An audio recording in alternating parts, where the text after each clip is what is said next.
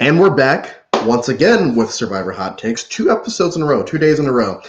Today we're going over superlatives. We're going over power rankings. And with me today is Sarah once again. Sarah, what did you think of the finale? Do you think that the certain part of the internet that's claiming Xander as a Rob King, do you think there's any merit to that? What did you think about the episode overall before we get started? Yeah, I think it was a pretty strong finale. I am definitely not calling Xander a robbed king. I think any player who would take Erica to the end should not be given a lot of credit to their game. And I think that just shows that his awareness of the jury and his awareness of what was happening in the game was just not there. And I don't think anybody with that kind of awareness should be credited for playing a really good game. Like, the biggest part of the game is all you have to do is convince a jury. If you can't do that, you're not a great player, Like, all the other moves don't really matter if you can't convince a jury at the end. If you're sitting at the end and can't do that. It's So the Amanda Kimmel effect, where no one will ever sit here and say that Amanda was a horrible player, because she wasn't. It's just that she had this thing where she couldn't convince a jury twice that she deserved to win. When in reality, I feel like she could have and probably should have won Micronesia. I don't know. But in China, she comes in third, I'm pretty sure, which is and I love Courtney, but like Amanda should have finished higher than her. And I think with Ricard, or not with Ricard, with Xander, his big issue was, and I touched on this yesterday, someone asked him about his social awareness, and he totally blanked. And there was another point where he said something about a read that he had, and Shan has a little thing on the jury, which is like, that's a bad read on that situation. And then you have things like offering the biggest threat in the game, Ricard. Hey, I might give you this idol. I might not. I don't know. Erica, I'm not going to send you to fire. And actually, his reasoning behind not putting Erica to fire made sense. It just wasn't the right choice. Yeah. So, I don't want to do this because we already did it yesterday, but I do think that the right person won, and I think that a lot of the anger towards the winner and or the loser losing goes very deep, and it's bothersome. For real. Did you see somebody started a GoFundMe for Xander? I saw that. I was like, so the funniest part is someone commented was like, Xander's not going to sleep with you. Wow.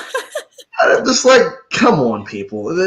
It's like Michelle Fitzgerald over again, where the wrong person won. It's like, well, clearly not, because the jury voted for this person, and I don't care how bitter a jury is. Sometimes people were bitter at Tony the first time he played, and he won. Richard Hatch, I'm going to go all the way back. People were bitter towards him. He won. For some reason, I got really blurry. I don't know what that is. So both times I've had you on this season, we've kind of done our top 3 players that we think were doing well during that episode. And so I don't want to do everyone on the cast because it'll just take forever. But I do want to go from merge until end, ranking every player that made the merge in terms of whatever basis we want to grade players on. Now, we don't have to go into detail about why every person's on parts of the list, but if you want to go into detail about certain players, absolutely. Especially now that the season is over and all the many winner picks that I had throughout the season all ended up going away, and Erica comes out on top. I think I started with Abraham, then I had Deshaun at some point, maybe Shan. I definitely have Shan. I think I picked everyone except for Erica, Ricard, and Heather. So, and that's just because I just didn't want Ricard to win. But starting with number 10, who do you have? Okay, I wrote Leanna at number 10. And Well, well, 11. 11. It should be 11 people. Sorry. oh, 11. It should be 11 people. Okay. I will say Nasir for 11. Okay. Okay.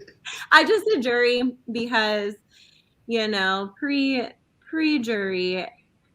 Yeah. No. Yeah. So I just did jury. We don't But need to do all. yeah, Nasir, I did put at 11 because obviously his social awareness, probably was lacking the most out of any player in the game. Yeah. Adorable character. And I hope that doesn't come off as condescending because I did love Nasir. Yeah. He still has my favorite moment of the season where he found the idol. Mm-hmm. But yeah, I have Nasir at 10. I have Heather at 11. But I don't think that Heather is as bad of a player as people are making her out to be. Yeah. I have her at 9. Yeah. Yeah. Yeah. I think that the gameplay of this season was good enough that the worst player that makes the merge can still have merit for why she was there. And I do agree that Heather, I think that she would have probably gotten 0 votes at the end, but I do think that she would have been able to state her case. Yeah, I think so too. I actually just listened to her exit interview with Rob, and he said, did you see yourself getting any votes if you made it to the end? If you won fire making, did you have a shot to win? And she was like, no. She's like, I knew the jury wasn't going to vote for me. She said her jury management just wasn't there, but she played pretty good game in terms of having a duo in the game, not getting targeted for that duo. You know, being on the right side of the boat pretty much, I think, most of the game. If I'm not mistaken, I think that she and Erica voted the same. Yeah. The whole time. I'm pretty sure. I don't quote me on that. No, because even the merge vote, she did vote for Tiffany. So I really think she was on the right side of the boat the whole game, which I mean, that says a lot. Like, yeah, you have to be a player. Somewhat socially aware and have the connections enough to have people tell you the truth about where the vote is going. Yeah. So I think the edit. Obviously, we could go on and on about that. Did not give her any justice, but I think she played a lot better than we even see. Because like I found out way more about Heather's game listening to Erica at the end. Yeah. Like in Erica's speech at the end, I was like, oh, okay, Heather, I see you. Had no idea about any of that all season. Yeah, and I think that you raise a good point with the whole them being a duo the entire time, and people either knew and didn't care, or just decided, hey, we'll figure that out later. And then all of a sudden, 2 of them are sitting at Final Four, and it's like, well, too late. And Deshaun, I've sat here and talked about how I think that it was a bad move for what he did at Final 6, Final 5, by blowing up that whole thing. Mm-hmm. Having said that, at least he was aware enough to finally say, hey, look, guys, let's do something about this, or let's try to break these 2 up. And ultimately, it doesn't work, but so I guess our 10 and 11 are flipped. No, you have Liana. Yeah. You have Liana at 10. I have Liana at 10, Nasir at 11, Heather at 9. Mm-hmm. Okay. I have Liana at 9. So our bottom 3 are all the same. Yay. And I loved Liana, but I do think that the whole telling on the vote, the round, it was just kind of like, ugh, what are you doing? I had so much hope for you. All right, so moving up to 8. I don't have much to say about this person, but I really loved Evie as a character. Mm-hmm. I don't see Evie coming back, but I wouldn't mind seeing an Evie return. Yeah. Okay. I agree. I actually have Evie at 7. Okay. But it was gonna be a little bit of a hot take. I did put Xander at 8. Oh no. Oh, the dude bros are coming out tonight with I that know, not the dude bros and the Facebook fans coming at one. me. He was never going to win because he's a white male. Oh my gosh. Relax, friends. I just have to like analyze his game, and with the whole like, oh, maybe I'll play my idol and Ricard thing, like I gotta take off points for him for that. And then you know I just think a lot of people are giving him credit for like holding on to his idol for that long, but like that makes you kind of a bad player if you never got to use it to make a move. Like, at least he didn't get voted out with an idol in his pocket, Yeah. but he didn't do anything with that power. And then I think that obviously his biggest mistake was taking Erica, and I understand his thought process behind that. But I think if he really wanted to, make a really big move to give himself a lot of credit for his game, he should have actually gone against Heather, or gone against Erica or Ricard in Fire. I think if he took out Ricard in Fire, like Ricard would have like been his biggest supporter on the jury. And you could tell that Ricard, and I brought this up yesterday, and I think it should be reiterated that what Ricard was saying to Xander while he was on the jury, it's like, yeah, I made all these personal connections and this, that, and the other, and I want you to be Uncle Xander and this, but never during that speech and everything, Ricard's voting for Xander. Yeah. I think we all kind of knew that was not going to happen, but that they did make that type of actual connection. I do think Ricard puts game over personal when it comes to that. Yeah. And having said that, so I have Xander at 4. I I'm in the camp that if you have an idol and you never have to play it, you must be doing something right. Having said that, it kind of looks like he was always going to probably be 0 votes at the end. Like it would have taken a lot. Like it would have been like him, Heather, and Deshaun. He probably gets a few votes there, but like it seems like him and Heather were fighting for that 0 vote finalist spot. And I think like being such a young player, you have to do something big for people to respect your game.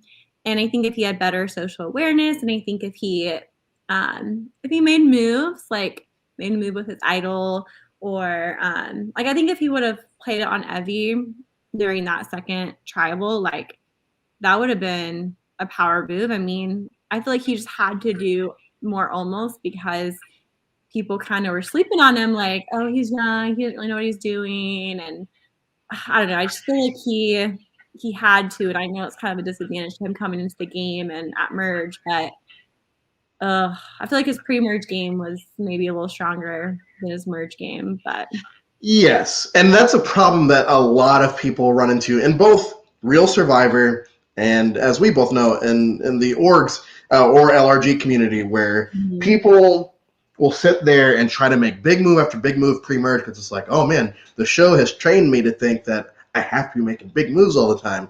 And then you realize when you hit merge, people remember that, and they can either say, okay, we'll start over and do it all over again, or they just cut you off right there and say, okay, you've had your time, you got to go. And I think that what happened with Xander is, yes, he was playing a pretty good to great game pre-merge. He hit the merge, and yes, he took a backseat for a bit, but that he never, I mean, from what we're shown, it never seemed like he took that front seat again. Like he didn't go to the merge, chill for a bit, and then peek his head out like what Tony did in 40. He just took the back seat and just, I won't say coasted because he did have to fight his way there. I'm not going to say that, but he didn't do we weren't getting old school Xander. We were getting pre-merge Xander the second half of the game. Yeah, because at first, like I think, like the first merge vote, people were talking about voting him out and like, oh, he has an idol, we should vote him out and all that. But then after that, you didn't really hear much of it. And yeah, it does make him a good player if he, is able to stay safe. But at the same time, it makes him a bad player because it's like, like people didn't want to vote you out because they knew they could beat you. Like you got to make a move to make yourself more, have a resume than just Yeah. like you said, coast your way through. So from there, I'll just do my last two before we get to our top five. So at Mm-hmm. 7, I have Tiffany, and at 6, I had Danny. I wanted to put Danny higher, but I guess I could switch him and Xander. But for now, I have Danny at 6. I think that Danny was probably the third best social player of this season. Yeah. I think that everyone liked it. I feel like Danny, if you've replaced Deshaun with Danny, I think that Danny actually has a chance at beating Erica at the end. Mm-hmm. I think that Erica probably still wins, but I think it's a lot closer than Deshaun Erica. Oh, yeah. Yeah. So yeah, who's 6 and 7? So I have Evie at 6. And then 7, I actually have Deshaun. Okay, so before Final Five, Mm-hmm. would Deshaun have been higher for you? Yeah. I think whenever Deshaun let out the truth bomb, was that at 6 or 5? That was at 6. 6. Yeah, I think that was biggest downfall to his game, and the jury did not respect that. Like in all the exit interviews I've listened to, everybody keeps talking about that truth bomb because they're like, Deshaun, like these are the people who are trying to save you. Like this is the only people you have to work with to make it to the end. Like, why are you going to cause Why all are this you chaos? doing this He now? said Yeah. it shows that he was aware of the duo between Heather and Erica, but like to make that big truth bomb at tribal, like everybody didn't respect that on the jury, and it's like, you just have to be aware of what your jury's looking for. And I'll be completely honest with you. I think this season was the most old school season we have seen in a long time. I think if you take out the advantages that production created and all the twists, if you took all of that out, I think we would have seen a very, very old school game. I think. Yeah, I agree. I mean, even the winner is a very old school winner. We had a person that she wasn't making all these outlandish moves, and she wasn't up there reading her resume or any of that mess. I think it's mess. Yeah. She went up there and was just herself. She answered everyone's questions the way they wanted them to be answered, Mm-hmm. and she was aware enough to know that she was in a great. She was okay. I can't say that because Ricard was still there, but once Shan left, it was Ricard and then Erica and then everybody else, in my opinion. And Yeah. I think that that's another thing with Xander. It's like how did you not pick up on the fact that, and that's another thing about these fans. The fans that actually went into the finale thinking that Xander had a chance, and at first I thought they were joking. Like, Mm-hmm. there's absolutely no way that he's going to win. It's like, why? He's the one doing everything. It's like he's not. He's not the one. And if these people that are actually out there with him can see that, you should be able to see it watching it from home. Yeah. Besides what the edit is showing us, you Yeah. should still be able to perceive what's going on here.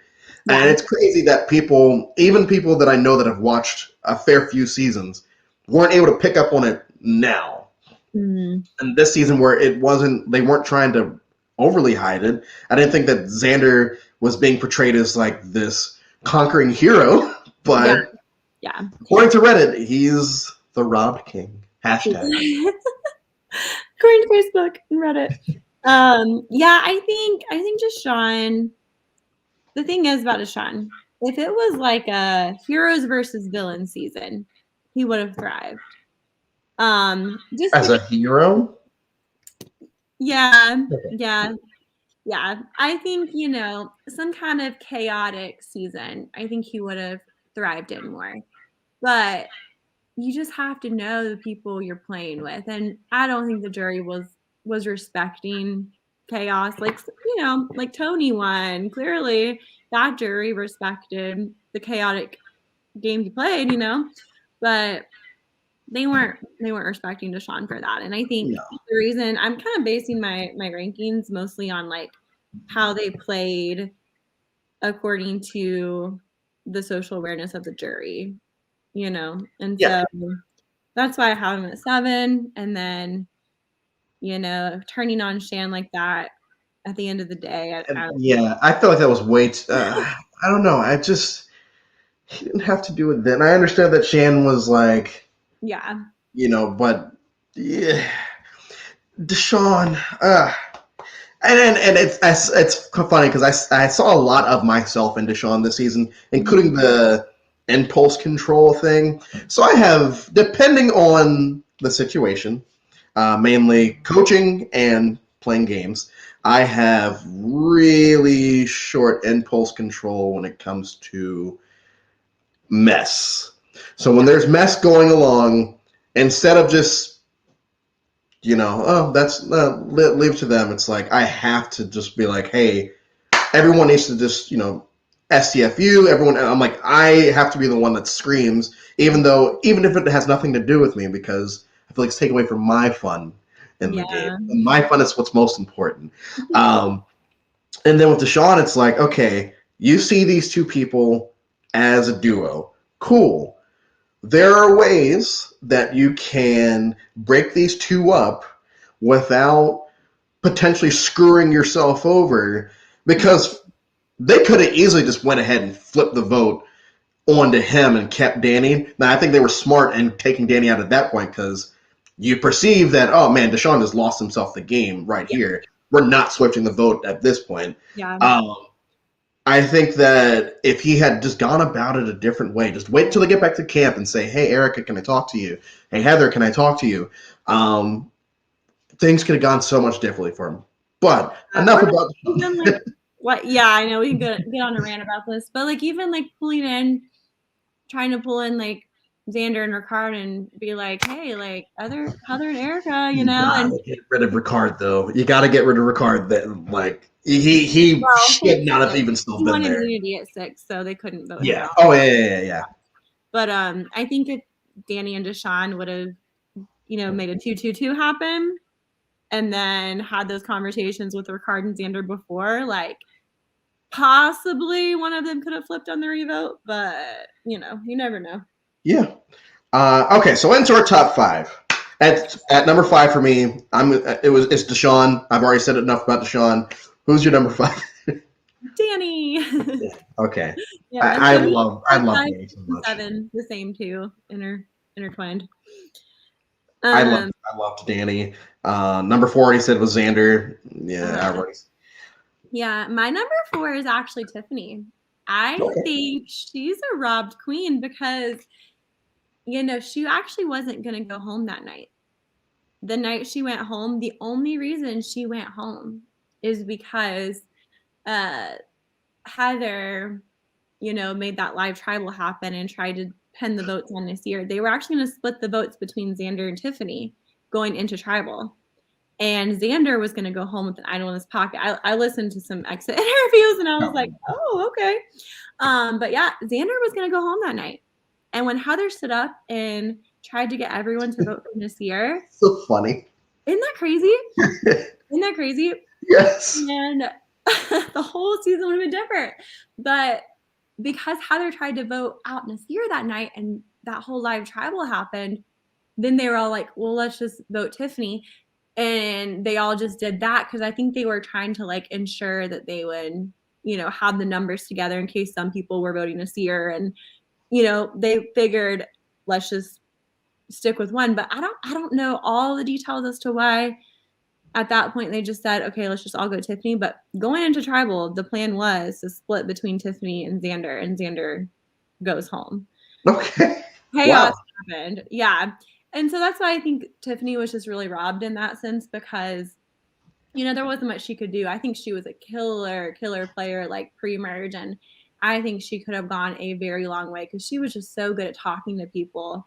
I mean, she kind of had her back up against a corner going into merge, but she was just such a good social player. And also all the exit interviews, everybody keeps saying how much they love Tiffany and how close they were to her as a person. Like Deshaun and her were really, really close, and you didn't see any of that. He also sussed out Xander pre-merge when he was trying to lie about something, and she immediately was just like, "Oh yeah, okay, whatever." Yeah, she always knew about stuff going on too. Like, oh, I wish she could come back and play. I don't think she will, but maybe. But I did have her at 4 just because I think she had so much potential, and I think she got robbed that night. Okay. All right, so top three. We both have the same top three. It just depends on what order they're in. So at three, I do have Shan. Me too. I do have Shan. I think Shan. I've said it repeatedly. I think that she's the best character to come out of the season. Yep. I think she is, but along with Ricard, the shoe-ins to if they were ever have people come back from this season. Those are the two that I think would definitely come back. Yeah. I think that she had so much support, even though she was pretty much a villain for the season. Like she was the season's villain, and she still had a lot of. She also had a lot of hatred, but screw them. But she had a lot of support. Just people wanted to see what type of crazy things she would do or say next, and I think that Deshaun taking her out in the short run probably worked, but like in the long run, I think that if they had kept her around a little bit longer, um, things probably. I mean, obviously, it would have been different, but just me personally, I would have loved to have had her on the screen at least one more week or two. But her, besides like Eliza, she has like the greatest jury face ever. So we got that. Um, you said you also have Shan at three, right? I do, yeah. Okay. Yeah, I do. And I totally agree with that. She also was the only one to really notice Erica as such a big threat. You know, Well, like yeah. Well, you mean at the merge? Because at the yeah, pre-merge, people were still trying to get her out then. Yeah. yeah. But at Merge, she kept trying to bring up Erica and nobody would get on board with it. And I think that shows you her social awareness too. Like, hey, y'all, like Erica's gonna win this game. Like she saw it coming. And so mad respect to Shan for that. And obviously her pre-merge game was the best pre-merge game I've ever seen any player play I in mean, Survivor the history. JD thing will go down in history. Yeah, Survivor history. So uh, she'll definitely come back. I think it would be awesome if Survivor had a season like rivals versus duos, and her and Ricard came back together as like a duo, and then that would be such a cool season. I'd watch. Mm-hmm. That's so fun. So top two is obviously the same. Number two, I have Erica. Oh,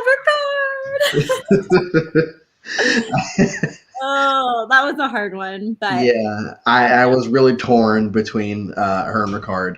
But I do think that Ricard was the best player of the season. But, like Jeff said, the best player doesn't always win. mm-hmm. Um, People were trying to use that about Xander, and I was like, no, that's not. no. This is Jeff. I think you're reading the room wrong.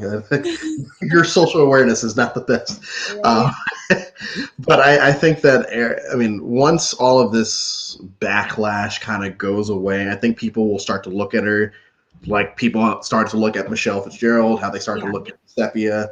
The winners like that, where it's like, okay, yeah, we're not given much on the screen, but based off of what everyone else is saying, based off of rewatches, and becoming bigger fans of the game, I guess, you can see, okay, yeah, it was very clear that she was a threat for a long time.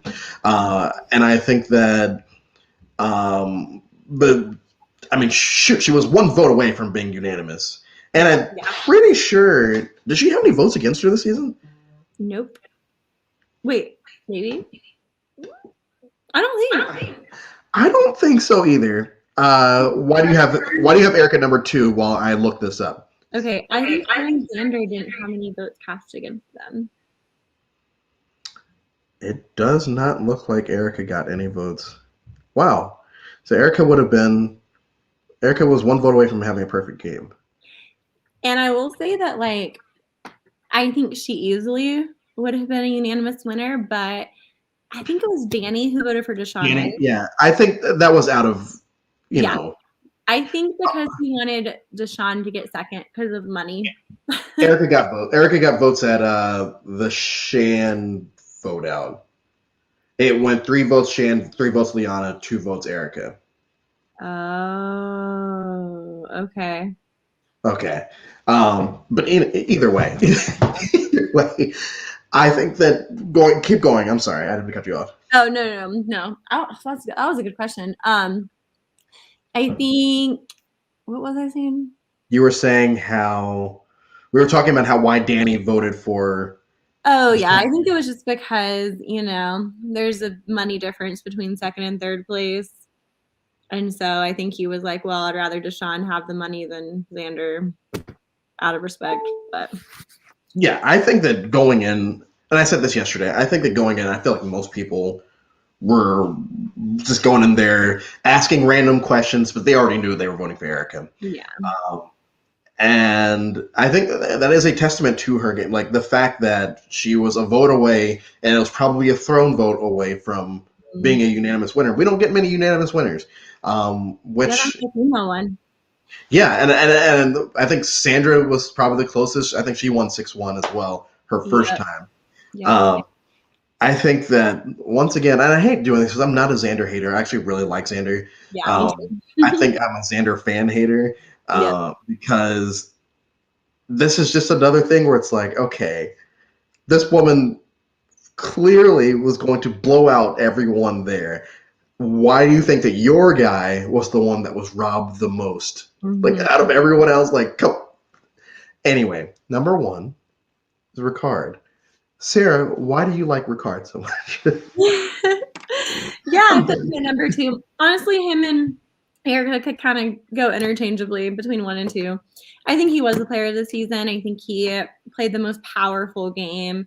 He was in a power position, controlled most of the game. I could definitely put him at number 1. I think the only reason I put Erica at number 1 is just because I think she played one of the best winner games. I don't know if she played one of the best all-star games. Like, I wouldn't really consider her an all-star player. You know what I mean?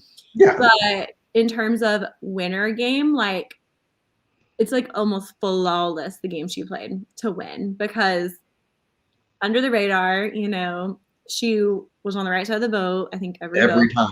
Right side of the vote every time. Yeah, right side of the vote every time. She made the moves when she knew they had to be made, like perfect timing in every single move she made. And then obviously won immunity when she needed to. And then just everything about her game. She didn't get too close to people. She got close enough, but not too emotionally close to people to where they felt bitter toward her. Like, everything about her game was like flawless. Yeah, I don't think she got any. I don't say that people were asking her softball questions, but I don't think anyone asked her anything that was like, wow, this person might still be a little pissed about something. And you can't say the same thing about Deshaun or Xander. They were getting questions. The Shan question to him about, oh, do you think he sold out? And it's like, oh my gosh, no, don't ask him that. Yeah. He didn't. But also, why are you doing this? So overall, before we get to our heroes, villains, and that, before we wrap up, overall, if you were to rank the season right now, would it be upper, mid, or bottom? Would you put it above or below China? Oh, above. Above. Honestly, it is like one of the hardest seasons to rank. It really is because there's been nothing like it, I would have to put it somewhere in the middle, like upper middle. It got a lot of hate. And the only reason it got hate is because of production's twist. Like, if you took some of the twist out, like the hourglass twist and all that, like, it would have been a very, very strong old school season. Like, I know they were playing some new school strategy, but like Danny and Heather and a lot of these players were just very old school. They valued connections with people. They valued loyalty. They really respected each other. Like, there was no drama really in the game, like huge drama. I mean, there's some that happened, but I think overall, like, it was just kind of like It kind of reminded me of a off-brand David versus Goliath, where even in David versus Goliath, it never seemed like there was any type of real mess. Like they had their tiffs here and there, but like a lot of people that got voted out, gave props to people as they left, and it didn't seem like the jury was overly bitter towards anyone. Yeah. And I feel like it's not as good as David versus Goliath, but I would also have it upper middle tier. I think that if you take away the advantages, or at Mhm. least some of them, I think it would have a case for top 15 season. I think it's definitely top 10 when it comes to newbie casts. Yeah. I think the cast was amazing. Um, Hero of the season. Hero. Oh, this is hard. What'd you say? I put Erica. Yeah, I yeah. put Erica, and not just because she won, but I think that helped her Mhm. with mine. And then for villain, it was a tie for me between Ricard and Shan, Yeah, because they were the duo. Um, I think that Ricard became less of a villain after Shan left, yeah, but I think there were fun villains that we could watch, not like these hateable villains that everyone thinks they have to be just because of the word villain. You can be a yeah, villain and still be liked. yeah, yeah.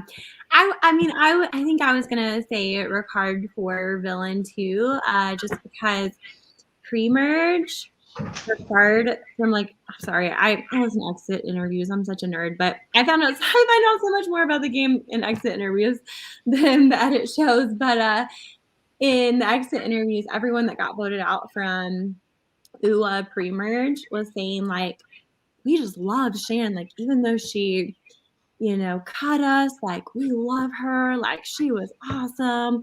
And they just viewed their perception of Ricard was like cold and like. So I think Ricard is a little more villainous. But like you said, when Shan left, he kind of almost took a hero position, like leading the Yeah. minority alliance, and making it a majority alliance. Like it, yeah, I think he was a likable villain. For hero, yeah, I could see Erica. I kind of want to say Danny too. Oh goodness, He- Danny's is so wholesome. Him and Nasir, just the most wholesome people. yeah, and Danny had his people, and he was gonna fight for his people. Like those were his people. He was playing a super loyal game, super old school game, and I think he was just like, I'm gonna protect my people. Like he was, he was a very hero role. Like he didn't want to try to get super messy. He was like, I'm just gonna play this And game. it worked, and I feel like people were respecting him despite the fact that he wasn't playing like this big moves type game. I Yeah, think people were still, like I said earlier, I feel like people probably would have voted for him at the end, even though he wasn't sitting there, making these huge moves. yeah, And that's proven because Erica won, and she wasn't out here making all these flashy moves. yep. Best confessionals. Mm. I put Shan. I put Shan. Yeah, for sure. For sure. The Shantham, once they put it on iTunes, will be my most played song. Hopefully, they put it on iTunes. Yep. Um, but Yeah. I really love Shan's confessionals. I think she blows everybody else out. I won't say that. There were some. Tiffany gave pretty solid ones. Yeah. Yeah. I like Tiffany and Shan. Deshaun had pretty good ones. Deshaun had pretty good, especially when he was pissed. Yeah. Yeah. I Especially like when he was I pissed. like his. Yeah. Yeah. I Heather obviously had like two, but I'm pretty sure those were fine. yeah, right, right. I think okay, so at final 6, Heather had only had 4 confessionals all season. That's such shit. I That's such. know. That's for an almost finals for a Final Four Yeah, which means player. that Yeah, fire. that's bullshit. It's Yeah. bullshit.